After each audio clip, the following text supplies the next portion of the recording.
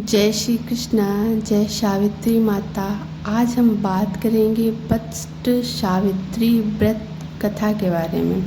But Savitri व्रत जो ज्येष्ठ मास की अमावस्या को किया जाता और इस बार यह व्रत पड़ेगा 16 मई दिन शनिवार को। तो आइए जानते हैं क्या है ये बट सावित्री व्रत और क्यों किया जाता है, इसके क्या लाभ होते हैं और इसका क्या महत्व है।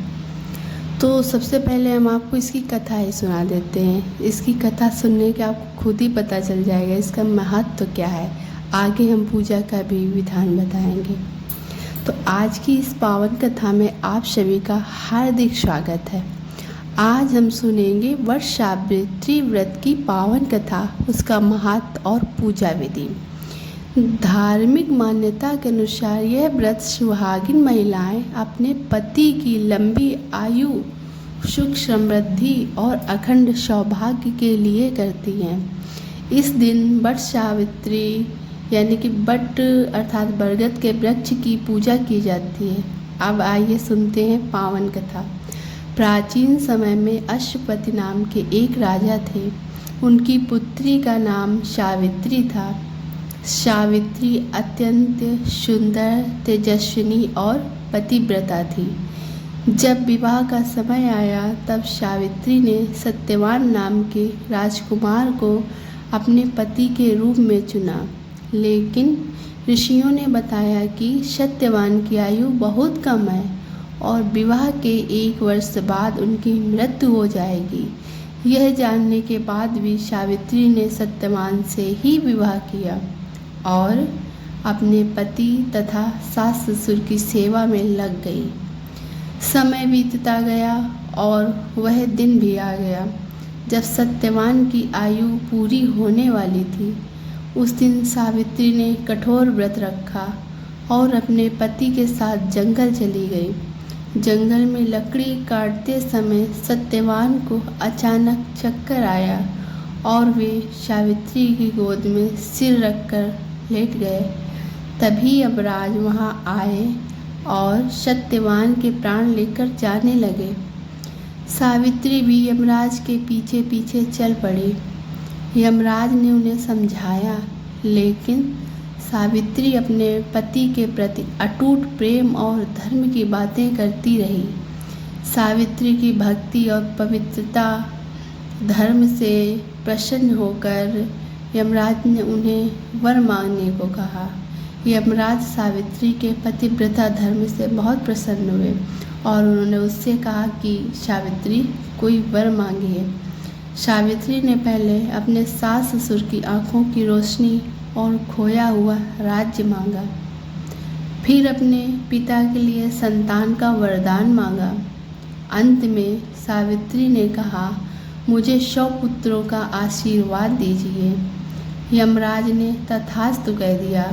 तब सावित्री ने विनम्रता से कहा, हे देव, पति के बिना संतान कैसे होगी। यह सुनकर यमराज प्रसन्न हो गए और उन्होंने सत्यवान को पुनः जीवन दान दे दिया।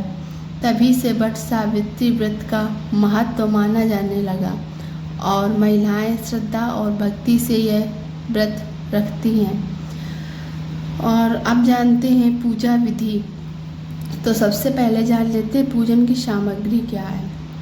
तो इसके लिए सबसे पहले रोली, अक्षत, फूल, कच्चा सूत, भीगे हुए चना और उबटन जो हल्दी डाल के आटे में मिला के बनाया जाता है, उबटन, कुछ फल, फूल, मिठाई, सुहागन सुहाग का सामान आदि चढ़ा सकती हैं। चूँकि माना गया है कि बरगद में तीनों देवों यानी कि ब्रह्मा, विष्णु और महेश तीनों ही देवों का निवास माना गया है। इसीलिए बरगद के वृक्ष के नीचे ही पूजा ज़्यादा अच्छी होती है, उत्तम माना गया पूजा करना। लेकिन जो असमर्थ हैं या पूजा में पेड़ के नीचे नहीं जा सकती हैं, तो वो एक पेड़ की डाली पूजा से 1 दिन पहले ही अपने घर में मंगा ले आएँ और उसको स्थापित करें और उसके चारों तरफ ही परिक्रमा करके उसका पूजा कर सकती हैं। तो पूजा की विधि यह है कि सुबह स्नान करके स्वच्छ वस्त्र धारण करें, वट वृक्ष के पास जाकर जल अर्पित करें, रोली, अक्षत, फूल और धागा चढ़ाएं। वृक्ष की परिक्रमा करते हुए कच्चा सूत लपेटें और याद रहे सूत टूटना नहीं चाहिए। फिर वट सावित्री व्रत कथा सुने और भगवान से सुख समृद्धि की प्रार्थना करें। जो भी श्रद्धा और भक्ति से यह व्रत करता है उसके जीवन में सुख समृद्धि शांति और उसका सौभाग्य अखंड बना रहता है। अगर आपको यह कथा पसंद आई हो तो मेरे वीडियो को लाइक करें, शेयर करें और हाँ, चैनल को सब्सक्राइब करना बिल्कुल भी मत भूलिएगा।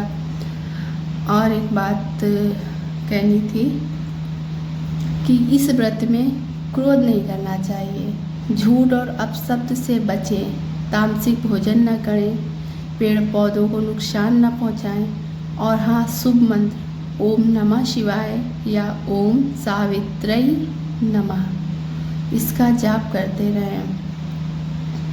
और इस व्रत में वैसे तो हमारे इधर खाना भी खा लेते हैं, लेकिन इसमें फलाहार, दूध, सूखे मेवे, साबूदाना, सेंधा नमक वाला भोजन ही उत्तम माना गया है।